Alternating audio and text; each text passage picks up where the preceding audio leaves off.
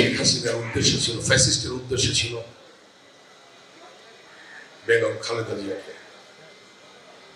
এভাবে নির্যাতন করে জেল খাটিয়ে স্লো পয়জনের মাধ্যমে তাকে হত্যা করার উদ্দেশ্য ছিল, কিন্তু আল্লাহ তাআলা তাকে এখনো বাঁচিয়ে রেখেছে।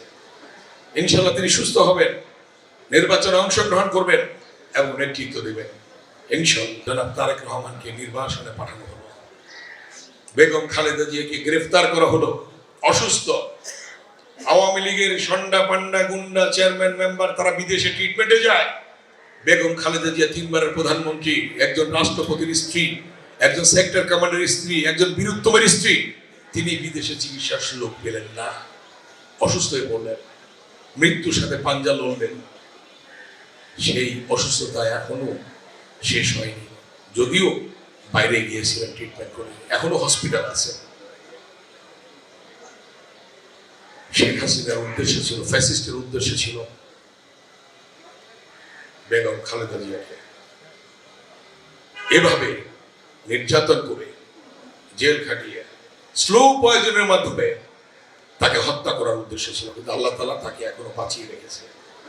ইনশাআল্লাহ তিনি সুস্থ হবেন, নির্বাচনে অংশগ্রহণ করবেন এবং নেতৃত্ব দেবেন ইনশাআল্লাহ।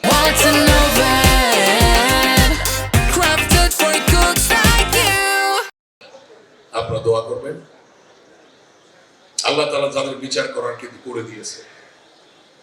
বিএনপির ভারপ্রাপ্ত চেয়ারম্যান বলেছিলেন দেশ যাবে কোন পথে, ফয়সালা হবে রাজপথে। রাজপথে কিন্তু ফয়সালা হয়েছে, সুদূর প্রসারী কথা। যেমন 52 ভাষা আন্দোলন, সালাম বরকতের রক্তের বিনিময়ে মায়ের ভাষা প্রতিষ্ঠা হয়েছিল রাজপথে। 62 শিক্ষা আন্দোলন, ওয়াজুল্লাহ বাবুলের রক্তের বিনিময়ে রাজপথে ফয়সালা হয়েছিল, শিক্ষার অধিকার প্রতিষ্ঠা হয়েছিল। 69 গণঅভ্যুত্থান, শহীদ আসাদের রক্তের বিনিময়ে রাজপথে ফয়সালা হয়েছিল। 71 মুক্তিযুদ্ধ, শহীদ রাষ্ট্রপতি জিয়াউর রহমানের সেই কালোঘাট বেতার কেন্দ্র থেকে ঘোষণার মধ্য দিয়ে রাজপথই লক্ষ লক্ষ শহীদের রক্তের বিনিময়ে ফয়সালা হয়েছিল। 90 স্বৈরাচার বিরোধী আন্দোলন, জিহাদ, ডাক্তার মিলনের রক্তের বিনিময়ে রাজপথে ফয়সালা হয়েছিল। 24 গণঅভ্যুত্থান, আবু সাইদ, চট্টগ্রামের ছাত্রদল নেতা ওয়াসিমের রক্তের বিনিময়ে রাজপথে ফয়সালা হয়েছে। তারেক রহমানের সুদূর প্রসারী চিন্তা এবং তার বক্তব্য দেশপ্রেমের উজ্জ্বল দৃষ্টান্ত। কি বলেছেন তিনি? সবার আগে বাংলাদেশ, তিনি এই স্লোগানটি দিয়েছেন।